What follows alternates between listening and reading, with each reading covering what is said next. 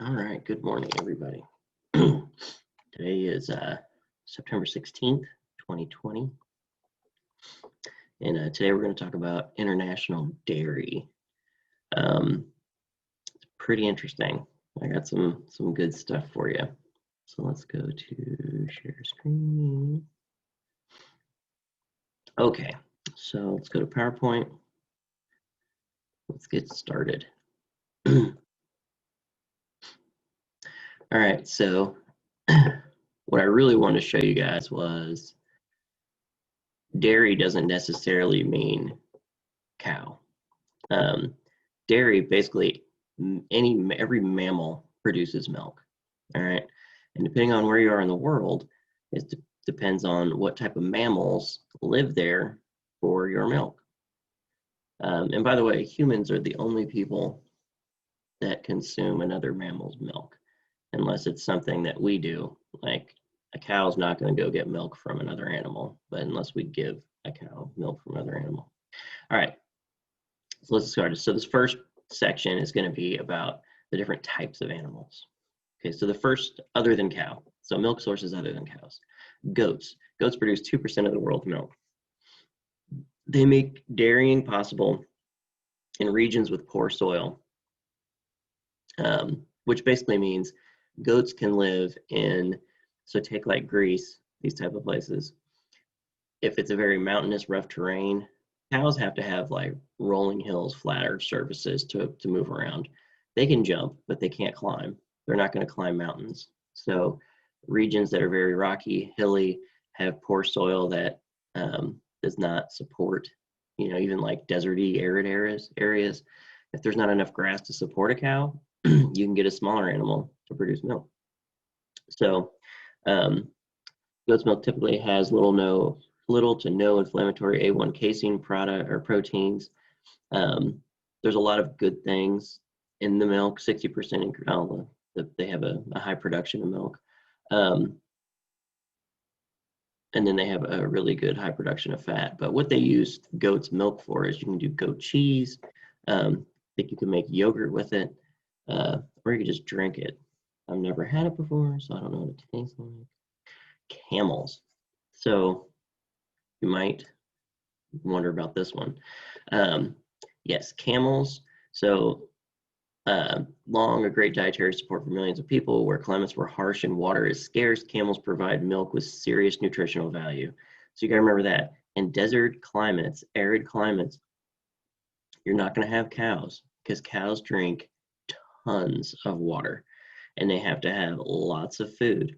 So that's when they would use a camel, and camel's milk. And then I have another section that tells you what products they actually make from these things. So I just want to go over the animals themselves right now. So yeah, camels. So think of dry, like Northern Africa, Middle East, places where the camels are prevalent. You're going to have camel milk products. They sell camel milk products in Indiana. It's one of the hottest things. They do camel milk lotions and soaps. Yaks. Y'all never seen a yak before. That is it. It is just like a giant hairy cow. But these live primarily in high mountain areas like Western China and Mongolia, where sometimes the only dairy species available is a yak. So if you have an area that's extremely cold, cows do not live in that. Siberia is freezing. Freezing. So you have this very hairy cow. I couldn't imagine trying to milk this. Just look at where the udder would be. So it's probably a challenge. But yeah, yak's milk. Yak, and people, drink yak milk and have yak butter in tea. Yes, they put butter in tea. So there's another one. This one is the water buffalo. You're going to see water buffalo, or buffalo milk is actually relatively common. Buffaloes are the predominant dairy animal in countries like India, Pakistan, so they contribute about 13% of the world's total milk production. You're going to see in this video I have coming up that, Italians use water buffalo milk. That's where the mozzarella comes from. These two surprise me, donkey and horse milk. Horse milk is a long history of consumption in Russia and Central Asia, where it's known for its health benefits. Um, and then it's very quite similar to the donkey milk.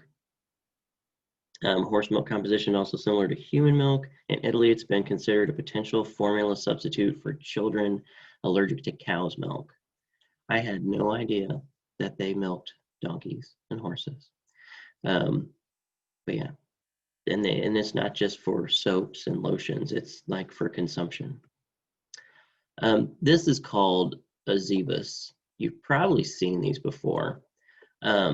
It's a bovine commonly found in Brazil, India, and China. The ability to withstand adverse conditions like tropical heat that dairy cows can't. I've seen these in a lot of videos of South America. It's a skinnier cow. It has this big hump on the back, or skinnier bovine, I'm sorry. Whereas the American cow, which this one probably couldn't survive in, northern United States, where a lot of our cows live, just because the way it's structured, it needs a little warmer climate, but they thrive in warm climates. Okay, New Zealand, Australia both have growing sheep industry, so sheep's milk. Sheep's milk's been used for a long time. A lot of cheeses are made of sheep's milk that you've probably had before. You just didn't know it. When you go to the grocery store, if you go to like Meijer, Kroger, or I don't know, I think Walmart has one too. In the dairy or the deli area, they have one of those big rotundas, whatever they're called, the big round case that has all these different types of milk or different types of cheese. Most people don't even think about it, but if you pick up some of those blocks of cheese and look at the ingredients, it doesn't say cow's milk. A lot of them will have different animal milks. Some of the ones you like the best might come from a sheep. Reindeer milk is an essential part of the economy and well-being of some communities in northern Eurasia and the very cold, I think it's taiga regions, where cows can't survive. The fat composition of reindeer milk is similar to cows, as is the concentration of calcium. So if you think about that, if you have like northern Russia area where it's freezing again, if they don't have a yak, reindeer thrive there. And if you think about the milk they produce, it's probably very high in fat, because that's what their young would have to have in order to survive that area, So, and I would say the one before that, Zebus, the one that's in like South America, it might have a lower concentration of fat and higher protein because you don't need a ton of fat when it's very hot. So, yeah, but reindeer milk, moose milk. It's far from common, but there are moose dairies in Russia, including 30 moose. Okay. They called it the pine-scented delicacy. It's carefully milked from these huge animals and is known as a cure for peptic ulcers. Everything I've ever seen about moose, they are the most dangerous animal in the world. There's more like tourist deaths from moose than there are from bears, bobcats, all that stuff combined. And these things are massive. I don't know if you guys have ever seen a moose before, but they're like 10 feet tall. So I don't know how one milks that, but I guess it's very popular. All right. Let's go back. Okay, so now we're going to go to this real quick. It's called mental floss. This is a pretty neat thing. So 10 non-cow milk products you can try. Look at that. All right, we're going to scroll through. Okay, yak butter. Next time you enjoy a cup of tea, consider adding a little yak butter to it. I'll get rid of it. I don't know. I'm just going to move it over. In Tibet, a place with no shortage of yaks, yak butter tea or poka is wildly popular. Tibetans are known to enjoy up to 60 cups a day. Move me over here. Yaks and cows have different diets, so the yak butter tastes different. It has an oily, fatty texture with a barn-like odor. If you can overcome the unusual taste and smell, there are apparently some health benefits that can higher amino acid levels. Okay, water buffalo. This says gelato, which is an Italian ice cream. Water buffalo are prevalent in a lot of Italian foods too. You've probably had buffalo milk before in the form of cheese. Buffalo mozzarella, unlike buffalo wings, it is named after the animal it comes from. Although fattier than the cow alternative, water buffalo milk has a less cholesterol and 9% more calcium, 37% more iron. That's a lot of iron.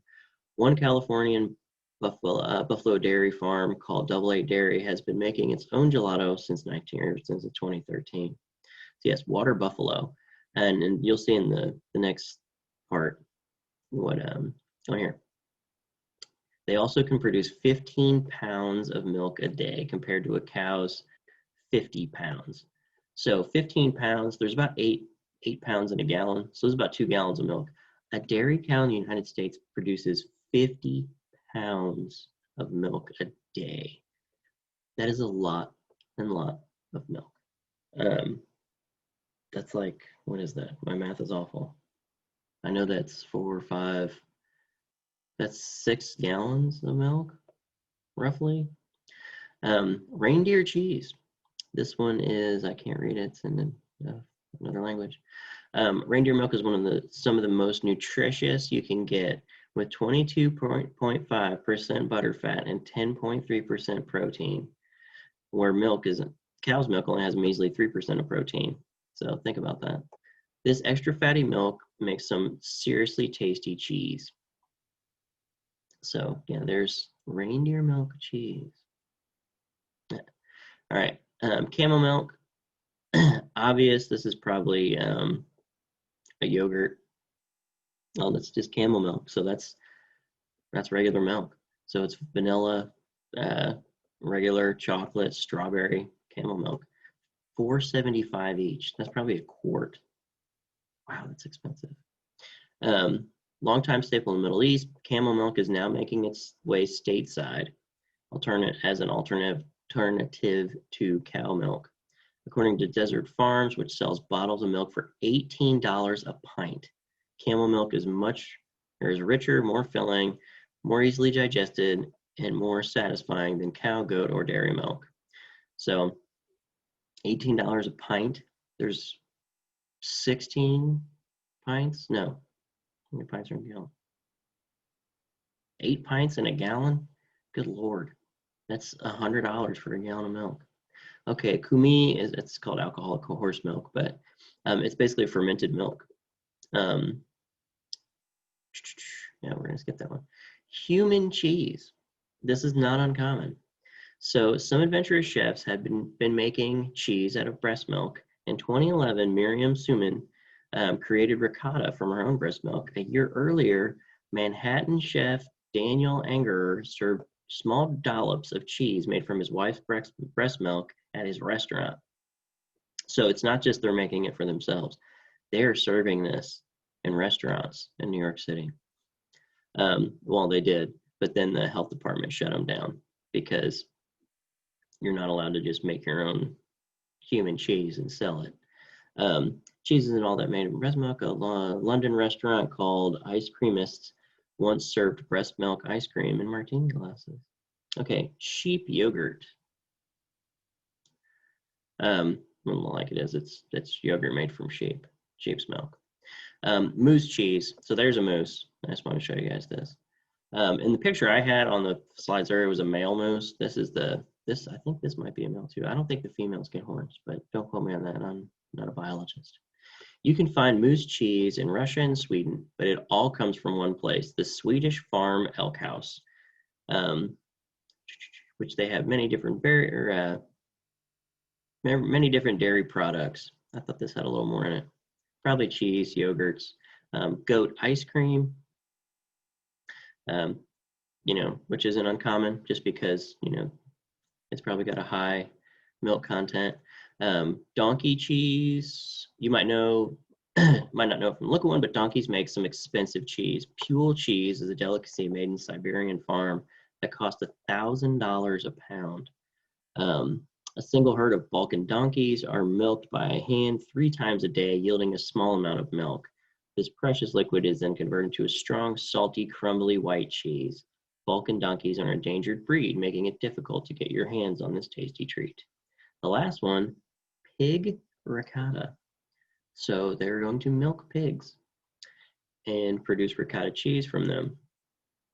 All right, so it says you can't try this cheese just yet, but there's a chance you might in the future. Chef Edward Lee has been experimenting with the pig milk ricotta. Unfortunately, pigs don't lactate much, and sows are very aggressive when pregnant. I don't know if you guys have ever been around pigs, but if you try to go near a female pig, a sow, they're not small. They're about 500 pounds, and they are little tanks. They will just destroy you. So, yeah, I don't know how someone is attempting to do that. All right, let's go back to our PowerPoint. And then this is called Around the World. This is the Insider, Food Insider. I'm really liking this website. But here, let's check it out.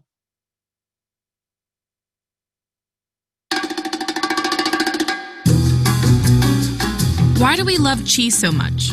With different techniques, milks, and types, here's what cheese looks like around the world.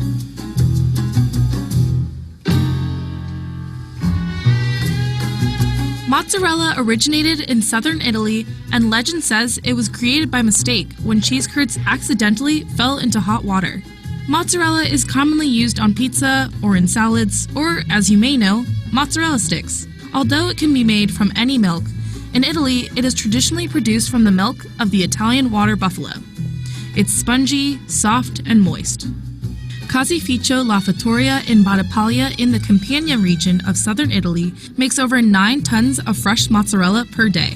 Their staple creation is zitzona, which is a huge mozzarella ball that can weigh up to 88 pounds. Another great cheese from Italy is the white and blue marbled Gorgonzola. There are only 29 dairies in the world certified to produce this cheese. Close to 5 million wheels are produced each year, and the production takes place in the Italian regions of Piedmont and Lombardy. When young, it is soft and creamy, but the texture is much stronger when it's matured. Gorgonzola is one of the world's oldest blue vein cheeses and is made exclusively with cow's milk. It can be paired with grapes, honey, and pistachios. Paneer is the common cheese used throughout the Indian subcontinent. Like cottage cheese, paneer is not aged and is made with milk curds. It is prepared by adding food acids, such as lemon juice, yogurt, or vinegar, to hot milk. The curds are separated from the whey and drained in a muslin or cheesecloth so the excess water can be pressed out and paneer can be produced. Paneer is used in many Indian cuisines, like paneer tikka masala.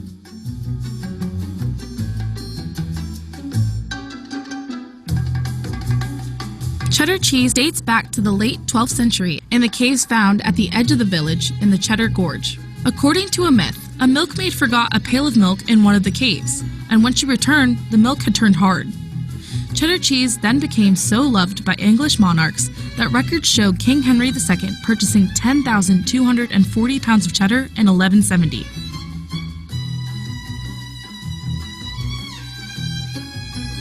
This crumbly cheese is called aibe. The mild Ethiopian cheese is traditionally served with spicy dishes to help ease the heat.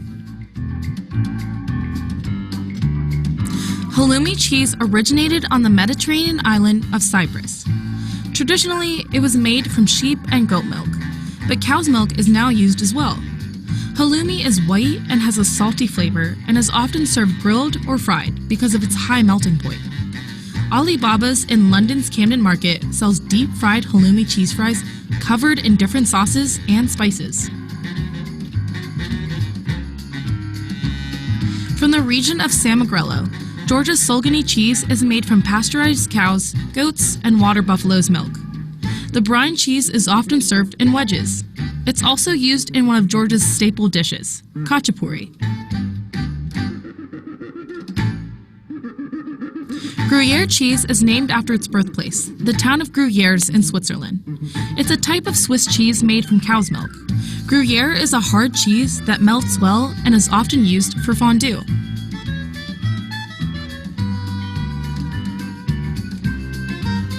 Greece's favorite cheese is called feta. According to Greek mythology, the Cyclops Polyphemus was the first to prepare cheese. He transported milk that he collected from his sheep in bags made of animal stomachs. It wasn't long until he realized the milk had curdled and had taken on a solid form. The white, curdled, crumbly cheese, known as feta, is made from sheep and goat's milk, or a mix of both. It's commonly used in salads, pastries, and served alone on platters. Havarti was created in the mid-1800s by a Danish woman named Han Nielsen. She washed curds in fresh spring water, then pressed them into cheese molds and drained them, which created a soft, creamy cheese. She named it after her farm, Havartagard. Cotija is named after the town Cotija in the Mexican state of Michoacan. The hard, crumbly cheese is made from unpasteurized cow's milk. It's salty and is commonly grated over salads, tacos, tostadas, and the traditional Mexican corn dish, elote. Oaxaca cheese, more commonly known as quesillo, is a white, semi-hard, stretchy cheese. It's named after its birthplace, Oaxaca, a state in Mexico. During production, it is stretched into long ribbons and rolled into a ball. It's commonly used in quesadillas and empanadas.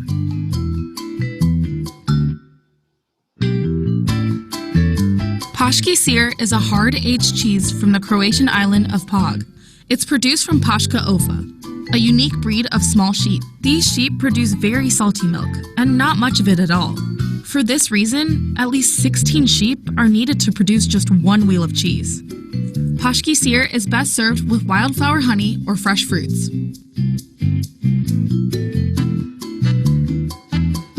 Leipä juusto, also known as juustoleipä, is a Finnish cheese. In English, it's also known as Finnish squeaky cheese. It's made with cows, goats, or reindeer's milk. This bread cheese can be grilled and served hot or cold. Some even have it soaked in their coffee.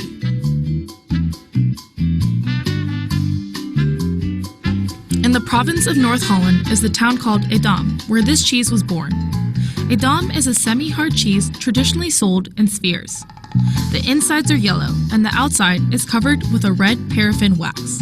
It ages well and does not spoil quickly. Instead, it hardens, making it edible for a long time.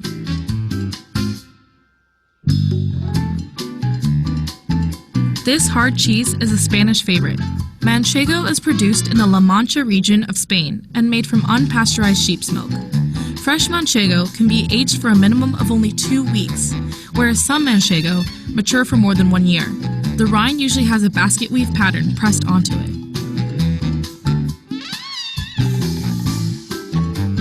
Jarlsberg cheese originated in Norway. The mild, buttery cheese is based on a secret Norwegian recipe from 1956. It resembles a Swiss Emmental with distinctive holes and has a nutty flavor.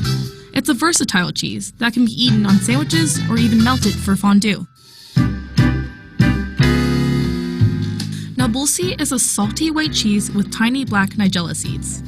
It has a slightly spicy taste. Nabulsi originated from the town of Nablus in Palestine, but it is now made throughout the Middle East. It's usually eaten fresh as a table cheese, or it can be fried in oil. One dish you won't miss it in is kanefa, a staple Palestinian dessert.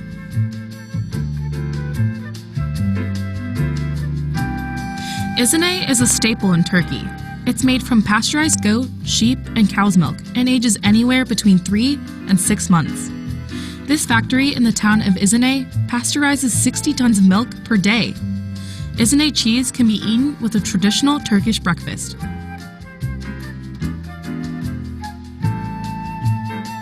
In Puerto Rico, you can find queso del país, sometimes referred to as queso blanco. The Indoloc factory in San Juan produces as many as 10,000 blocks of queso del país per week. The cheese can be found on store shelves throughout the island. Although Munster cheese is American-made, it's an imitation of France's Munster cheese. The smooth yellow cheese has an orange rind and is made from pasteurized cow's milk. Its texture makes it good for melting, and it's used on sandwiches, burgers, and macaroni and cheese. France's Roquefort cheese is known to be one of the world's best blue cheeses.